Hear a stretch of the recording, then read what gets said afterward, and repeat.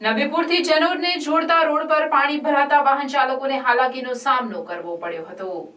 બંબુસર ગામે ભૂખી ખાડી ઓવરફ્લો થતા નબીપુરથી જનોરને જોડતા રોડ પર ઘૂંટણસમા પાણી ભરાતા વાહન ચાલકો અને નોકરિયાતોને હાલાકીનો સામનો કરવો પડ્યો હતો, જેમાં પાણીમાં વાહન ચાલકો ઘૂંટણસમા પાણીમાં વાહન ચાલકોને કાઢી રહ્યા હતા।